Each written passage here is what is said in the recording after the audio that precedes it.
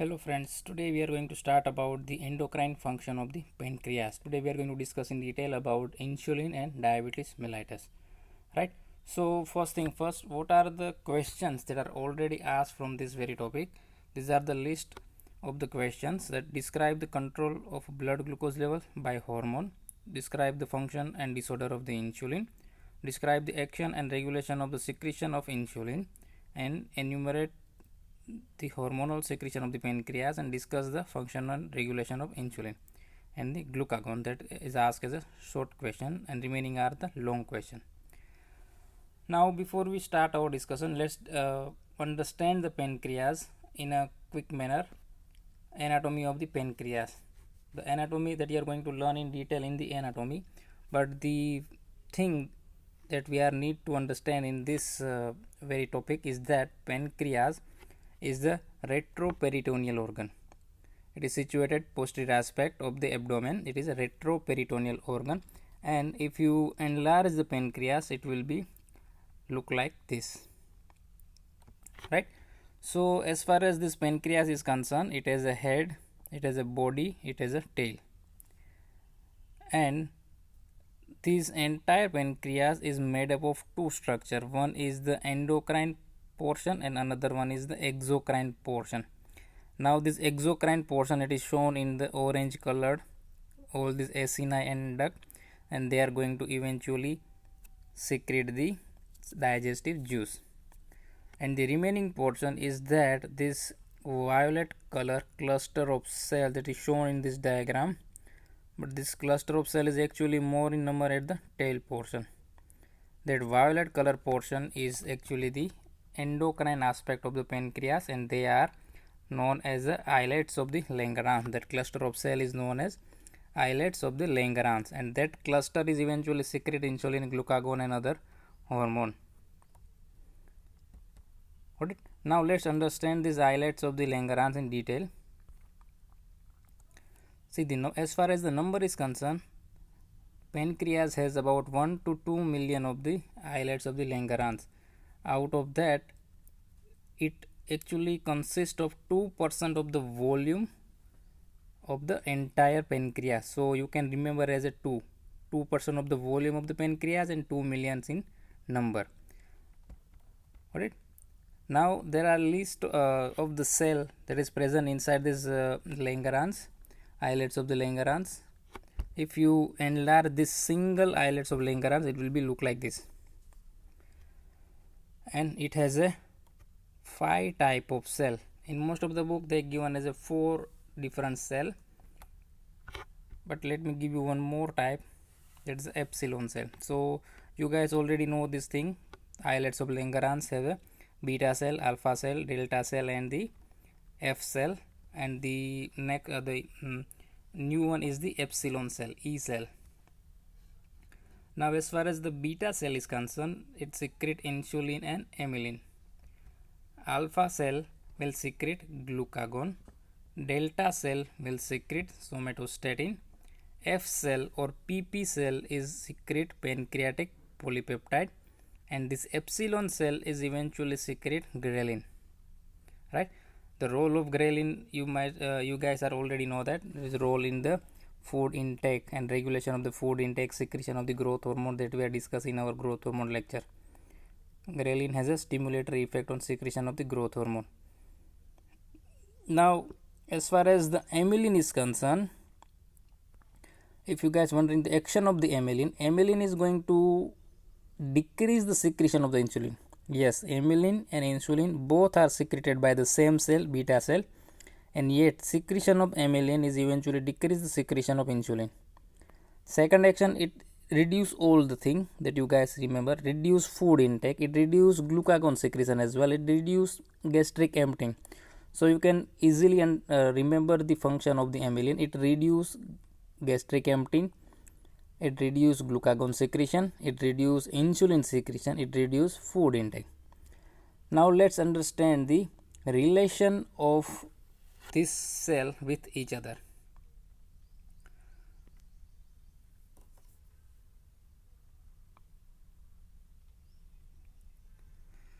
So this is the relation. Let's understand this relation in a quiet manner. See, this glucagon, it is secreted by A cell, that is shown in this violet color cell. B cell, it will secrete amylin and insulin. D cell will secrete somatostatin. F cell will secrete pancreatic polypeptide. Now here's the thing. See, in the very center there are beta cell. This pink color portion is the beta cell. This violet color portion is the alpha cell, or it secretes glucagon. Right? This light blue color portion is the delta cell. Now once the insulin get released, it is going to inhibit the secretion of glucagon. Remember the relationship of different cell and different hormone to each other. So once the insulin get released, it will inhibit the secretion of the glucagon. When glucagon is released, it eventually stimulates the secretion of insulin as well as somatostatin. Remember, the green arrow is stimulation, red arrow is inhibition. So beta cell will secrete insulin, and that insulin is eventually increase or stimulate the secretion of the A cell glucagon secretion. Once the glucagon get released, the glucagon is eventually increase the secretion of insulin and somatostatin. And as far as somatostatin is concerned, is going to inhibit the secretion of alpha and beta cell. It will inhibit the secretion of insulin and glucagon.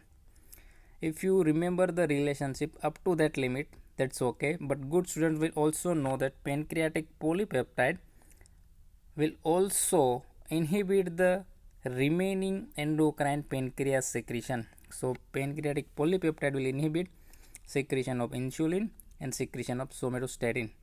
It also inhibit the exocrine pancreas also. So pancreatic polypeptide has a two function. One is to inhibit endocrine function, another one is to inhibit exocrine function. As the exocrine function is concerned, it inhibit both the thing. It inhibit the enzyme secretion.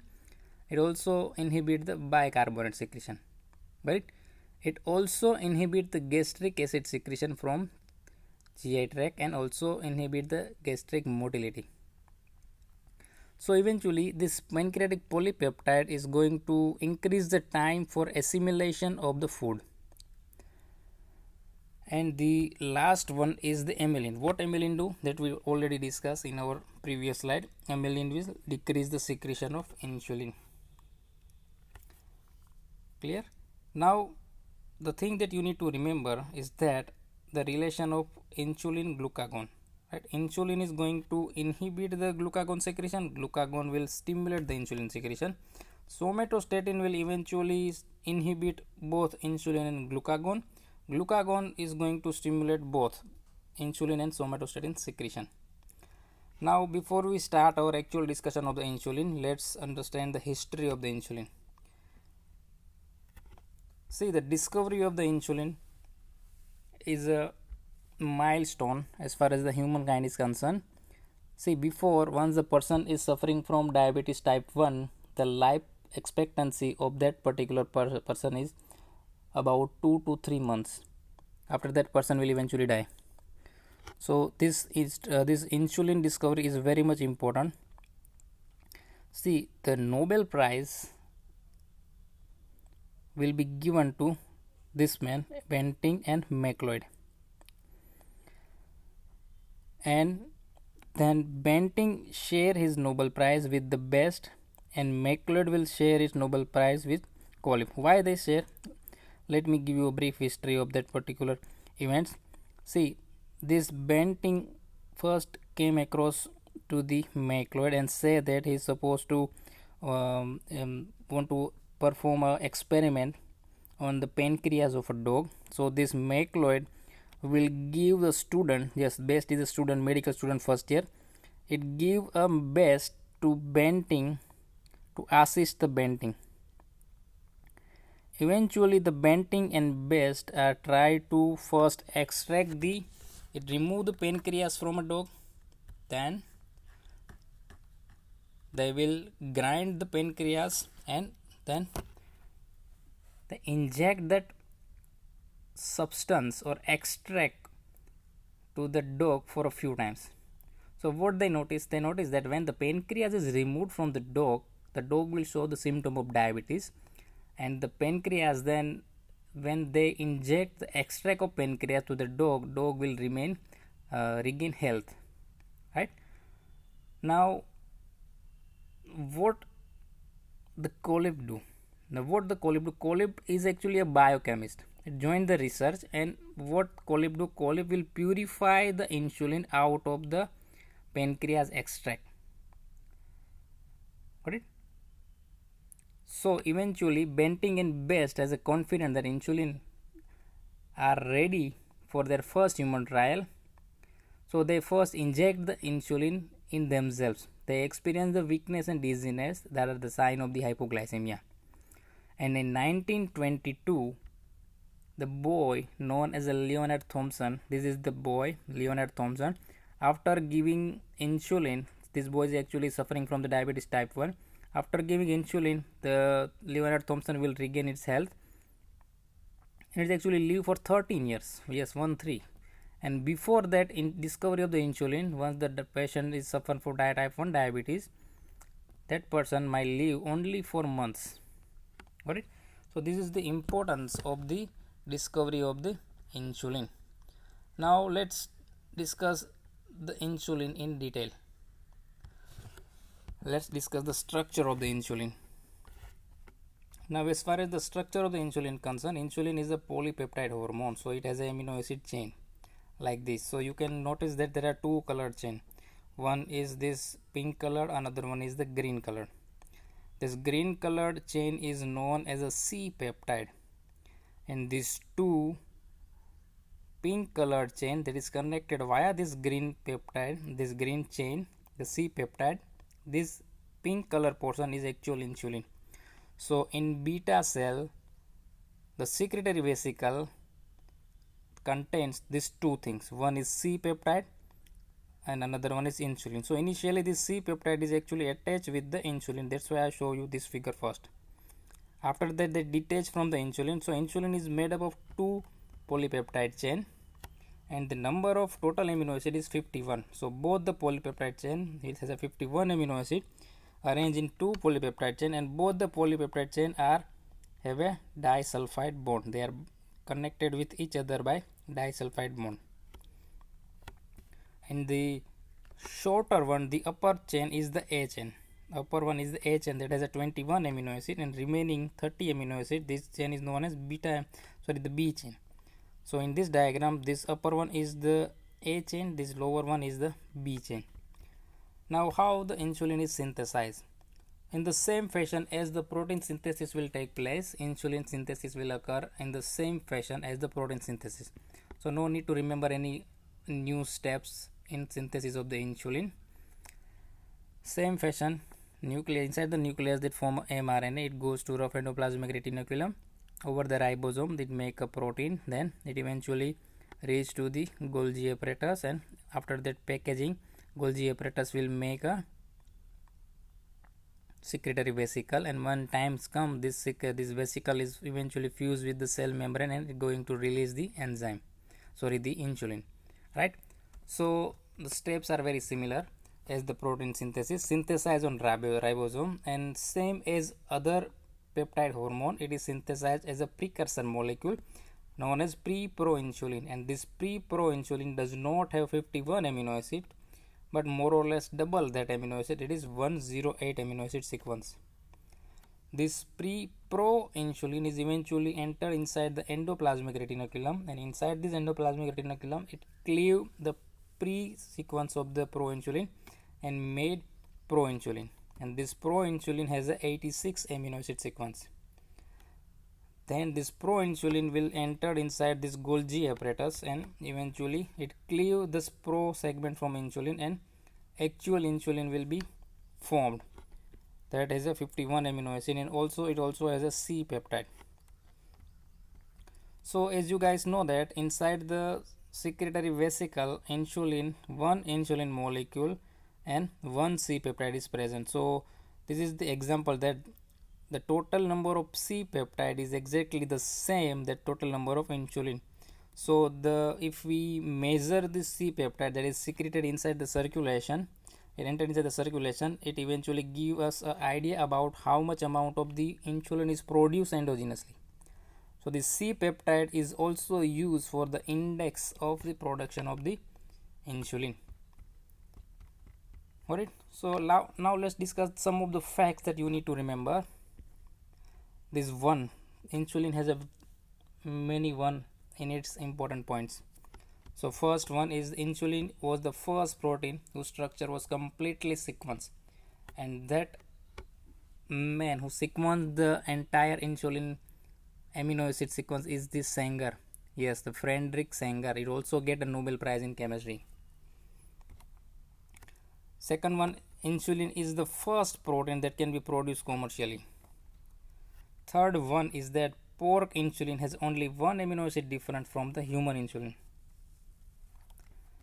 And next one is the insulin gene. Insulin gene is located on the short arm of the chromosome 11. Again 1 1. Got it? This is all about the one that you need to remember of the insulin. One is the insulin was the first protein that will structure is completely sequenced. Then insulin is the first protein that produced commercially. Then pork insulin has only one amino acid different from the human insulin, and insulin gene located over the short arm of the chromosome 1 1. Right?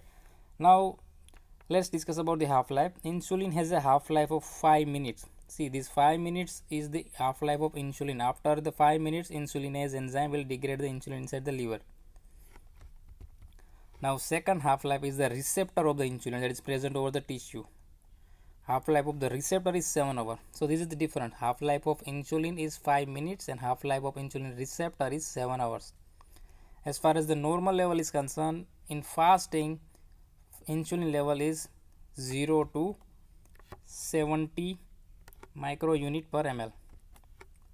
And the role of zinc, let's discuss the role of zinc. Zinc is actually stabilize the structure of the insulin. So in commercial preparation, insulin will be formed along with the zinc. Basically insulin will be prepared in suspension of the zinc insulin solution. So zinc is actually stabilize the insulin structure, and insulin exists in a hexamer with 2 zinc molecule. So 6 molecule of insulin along with 2 zinc molecule. That's how they is present inside the commercial preparation. Now let's discuss the effect of the insulin. So as far as the effect of the insulin is concerned, it has an effect on carbohydrate metabolism, it has an effect on fat metabolism, protein metabolism, and effect on electrolytes. So what actually insulin will do, that I think I already discussed that thing in our early clinical exposure. In early clinical exposure is diabetes mellitus, right? So you guys also remember some of the topics from this our slide, the effect of insulin.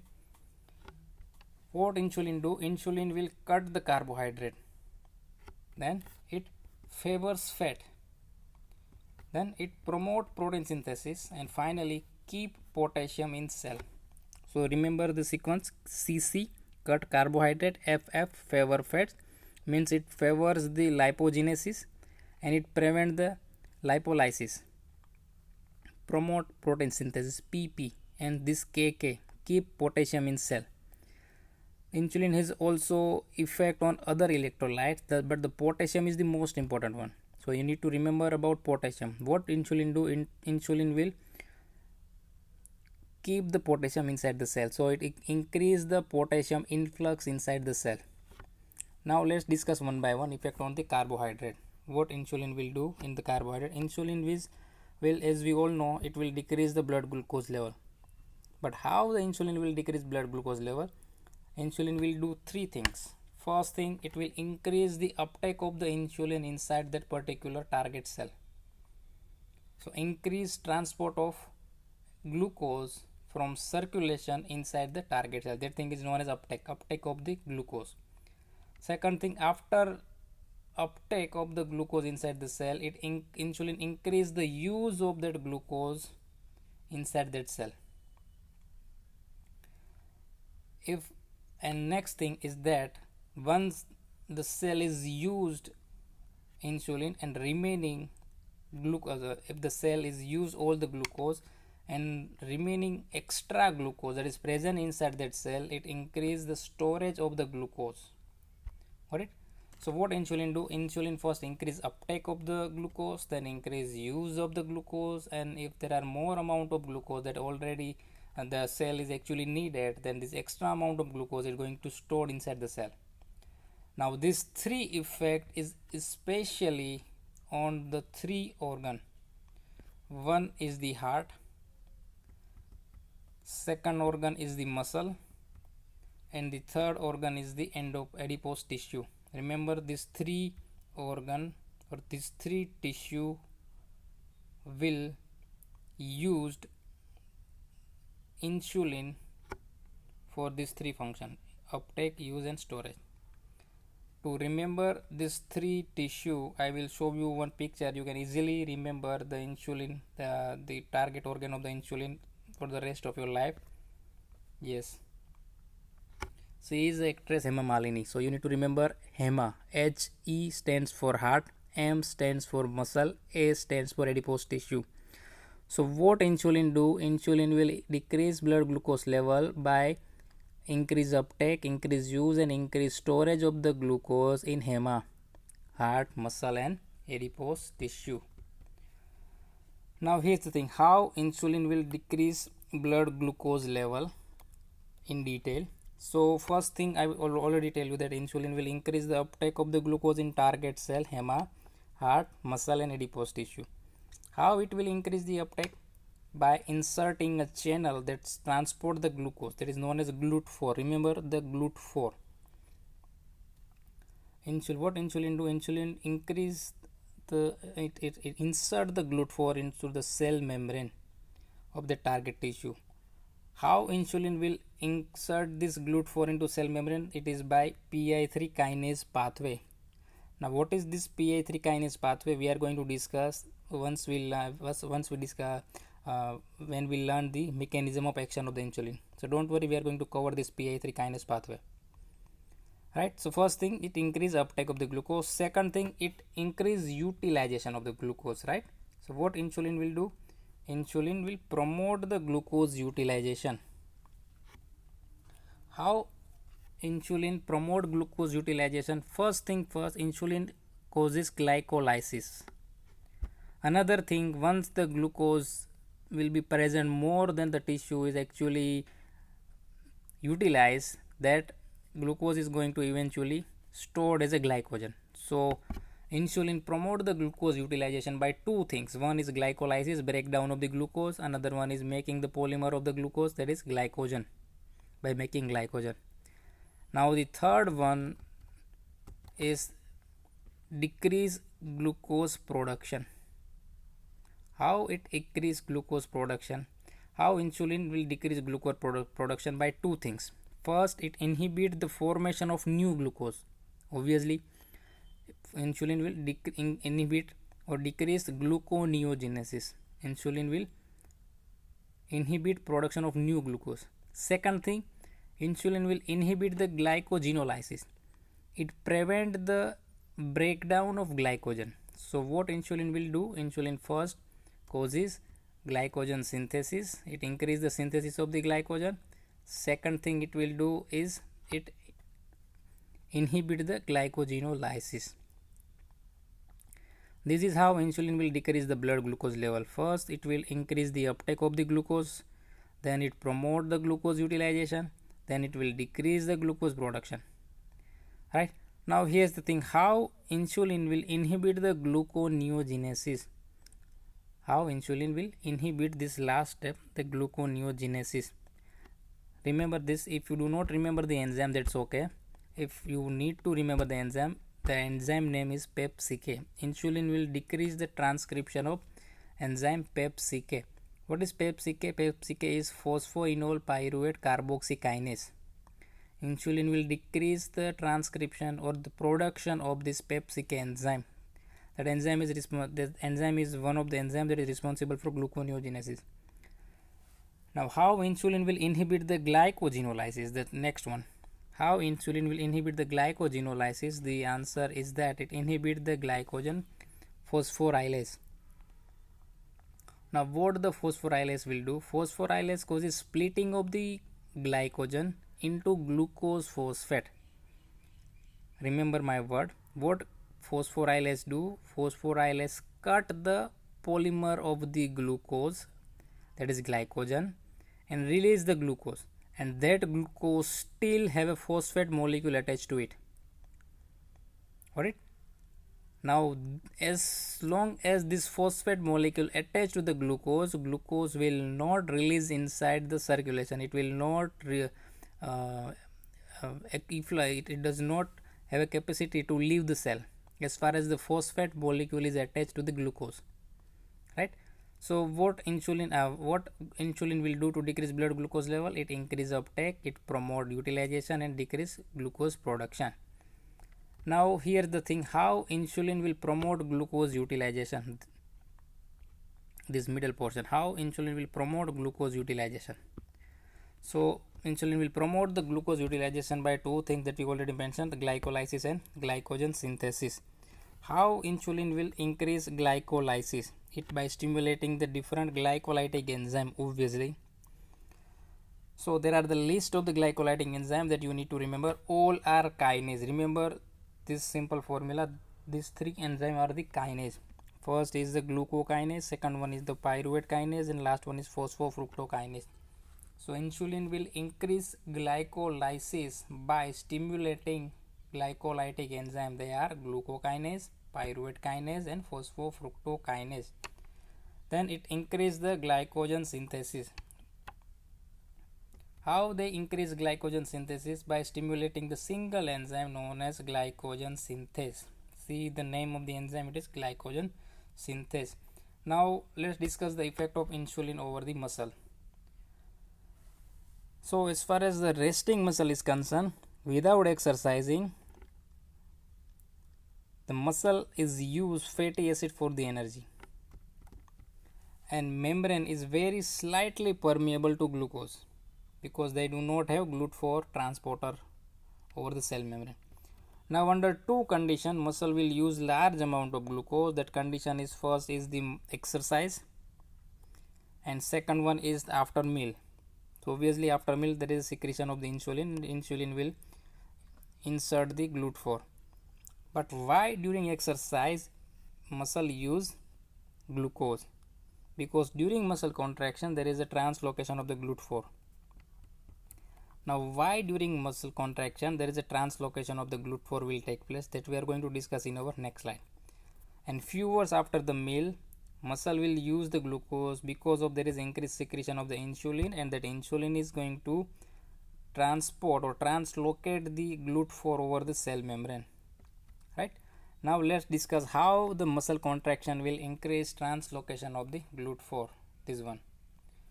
So let's discuss the role of exercise in diabetes patient as well. So as far as the exercise is concerned, what we are actually doing in exercise, we are breaking the ATP. So what exercise will do? Exercise will leads to breakdown of the ATP into the AMP. So eventually once you exercise, there are more amount of AMP synthesis occur, increase AMP level. That increased AMP level, if reached to a certain limit, it will activate a kinase pathway known as a AMP activated kinase. Alright, once you exercise, it will break down the ATP and make more AMP. Once there are sufficient amount of the AMP inside the cell, then this AMP will activate the kinase pathway.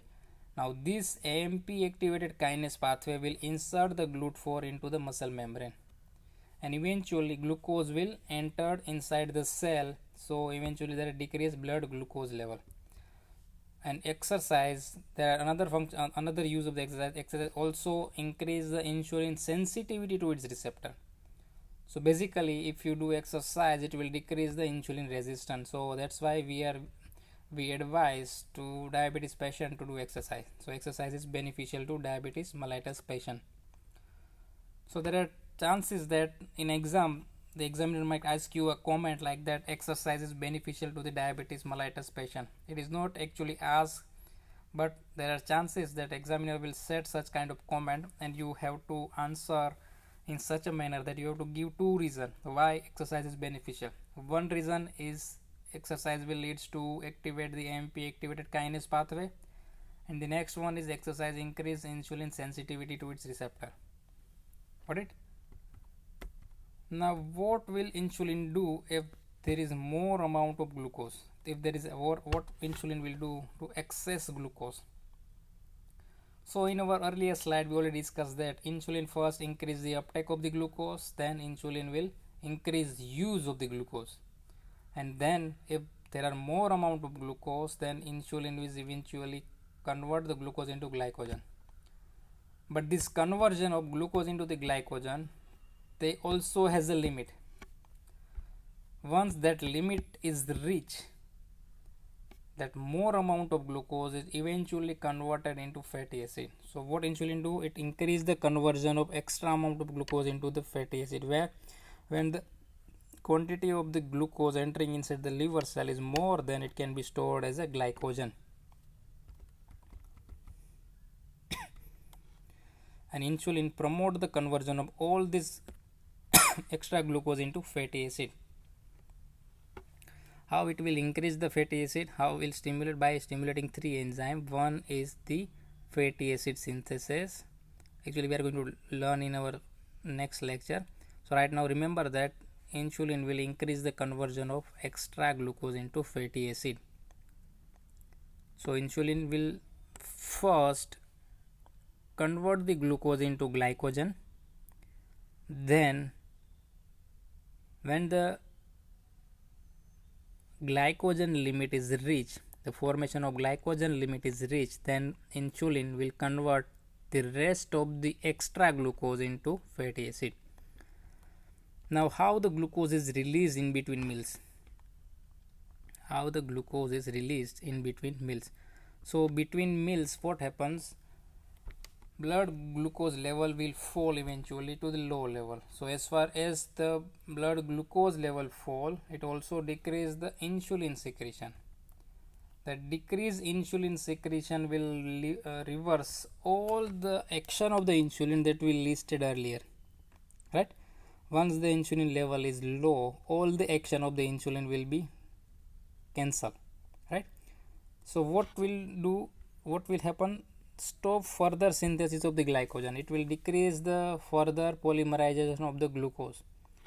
Next thing will happen, that is activate the phosphorylase enzyme.